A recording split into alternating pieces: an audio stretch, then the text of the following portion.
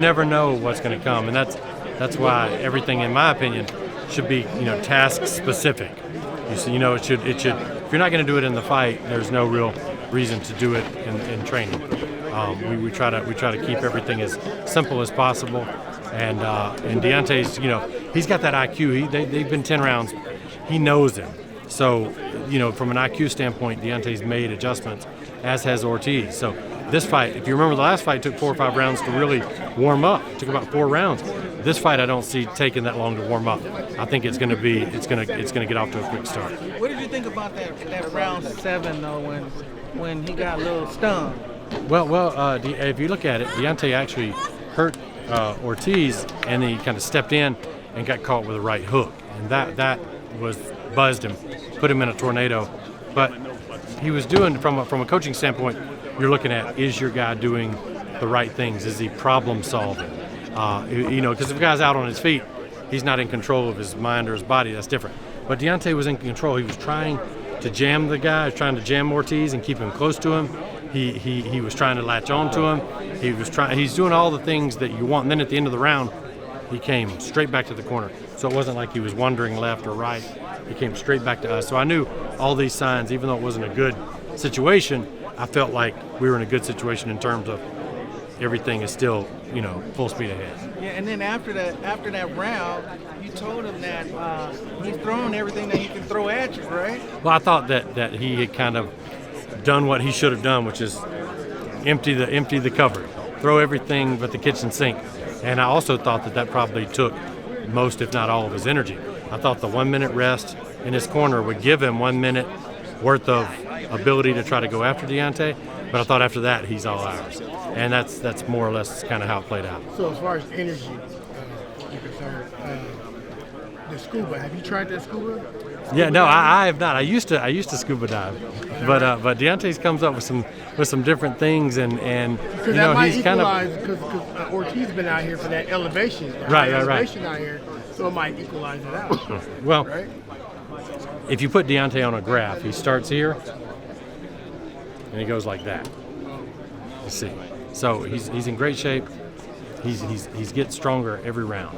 So carries his power late. So you're looking at a guy that's got 9th, 10th, 11th round knockouts. So he's carrying that power late. Anything can happen at any time when you're in there with Deontay Wilder. You can't make a mistake. He hits so hard. And he's learned all the things that come with that. The timing, the spacing, the distance. If you just go out and try to hit somebody, chances are they're not just going to let you do it, right? So you have to set those things up, and sometimes that takes a little bit of time. This is your second major rematch, the Stavern fight and now Ortiz. Yeah. What's harder, preparing for the first fight when you haven't fought him, or just like a motivated Luis Ortiz, motivated Stavern in a rematch? I mean, nothing against Ortiz, who's a fantastic fighter, but the first time you fight somebody, there's the unknowns. All you can do is study the film and base what you can on what their habits are. But once you've been in there with them, then it becomes a chess game of making adjustments and then wondering what adjustments that they are going to make and how are your adjustments going to play against their adjustments. So I think I enjoy the rematch aspect of it, and I think Deontay's devastating in rematches because he has such a high IQ. Okay. And Deontay Wilder looks a bit fuller, like he put on some muscle. He was kind of light for the Tyson Furies and the Ortiz fight. Well, after the Fury fight, he came to us. He said, "I want to go back to the basics," and that was the best thing I could have ever heard. Yeah, I seen him jump roping and stuff. Yeah, and not only that, but nutrition, rest. These things are very important. So for the Brazil fight, Deontay's eating like several meals a day. He came in at a good, strong weight. Yeah, he looked it. We want to continue that this time. What do you expect come Friday as far as weight? That's a good question. It's kind of funny because we really don't know, and we're just kind of all surprised. The thing I am about a heavyweight, and this is something we've talked about Andy Ruiz, with his fight with Joshua, is never as a heavyweight let the scales dictate anything.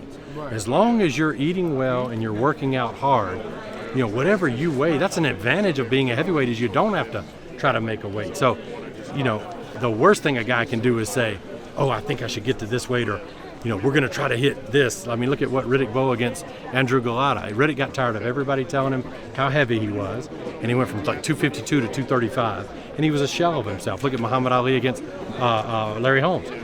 Should have come in at 228, 230, 232, came in at 217. Looked great, but there's nothing there. Larry said he left himself open, and Ali cracked him with a right hand first round. And he said, like, I thought, is he joking? Because there's nothing on that punch. And he should have taken my head off. There was nothing on it. He just didn't have anything. So weight loss in and of itself and looking like a body beautiful is not necessarily the best thing. And that's like I would tell any heavyweight that. Like a Ruiz, I know he looks great and I know he's getting smaller and all that, but I'm like, hey, as long as he's eating well and he's training hard, whatever he weighs, and that's how we approach it. Jay, any chills or any just flashbacks to January the 17th when you guys won the title here in this arena? Not yet, but it will. When I come to the arena, it will be like that Saturday. When I get back, and I'm like, oh wow, I remember this and I remember that, because it was a daze. I mean, we were getting pulled a million ways. We were brand new at the experience, and the things that were hitting us, and so many people tugging at us, and people that we haven't talked to since like elementary school. Yeah, we know I need some tickets, and like free ones and first row, like this craziness, coming at you all the time. And now we've dealt with that. This is the 10th title defense, which I think puts us above Tyson and Lennox Lewis, and I think Ali.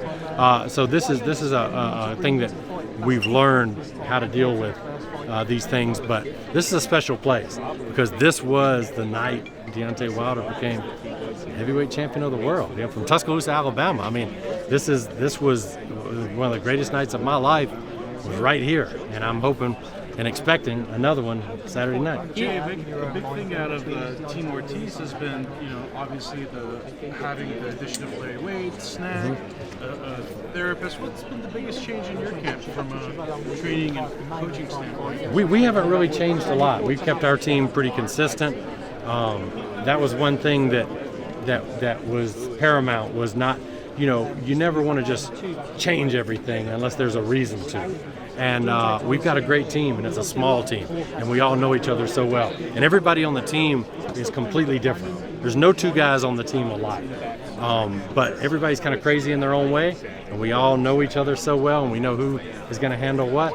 And so we've got a good thing going. And so there haven't been a lot of changes from our perspective. From the Stavern first fight, how have you seen Deontay Wilder mature? Just being that's a great question. That's a great. He was always a smart guy in the ring and a smart guy out of the ring, but his ring IQ has improved so much that it's much more a partnership now. We're not like, I say it, he does it. That's not us. We talk things through. We'll be working on the mitts, and I'll say, boom, step here, then bam, and he'll go, no, because he's going to be here. I'll say, show me what you're talking about. And he'll show me, and I'm like, okay, all right, what about this? And he'll be like, okay. And then, so we work together. It's a partnership kind of thing, and that's because his IQ has gotten fantastic. And the other thing that he's really done is he's learned to listen to his body. Used to be if we had 4 sparring partners in town, Deontay's like, they're all working. I'm going 12 rounds a day. They're all going 3 rounds because we're paying them. That was Deontay back then. Now Deontay realizes it's all about him. So if 6 rounds is good and 6 rounds we're set and we're good and we've got what we need, then let's cut it. We're good. It doesn't matter. I mean, the sparring partner's there to help you. So we don't have to, do it just because they're there. So if Deontay needs a day or whatever, we can take a day. That's been the best thing, is he listens to his body. Now, if you've got a lazy fighter, it's hard to get them, they're going to listen to their bodies, and it's always going to be, I need more days off. That's not Deontay. He's not he doesn't have a lazy bone in his body. If anything, trying to slow him down, because this is a thing where you want to peak at the right time. And to peak is a moving target. It's not that you're just trying to get to here and you get there.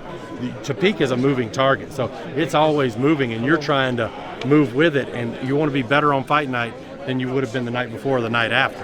And to achieve that is not easy. So for the last couple of weeks, we've been really pulling the reins, trying to slow down, because he's ready to fight a couple of weeks ago. But I think we're in a great position now, and we're gonna show it Saturday night, Deontay's going to have a fantastic night. Jay, obviously you've been there from the beginning. Deontay. So if you enjoyed this video and want more content like this on the channel, you can show your appreciation by going to the PayPal donate button or the YouTube support button, and you can donate any amount that you feel is equivalent to the value of this video. Much more to come. Thank you guys for your support. Boxing Ego, the future of boxing.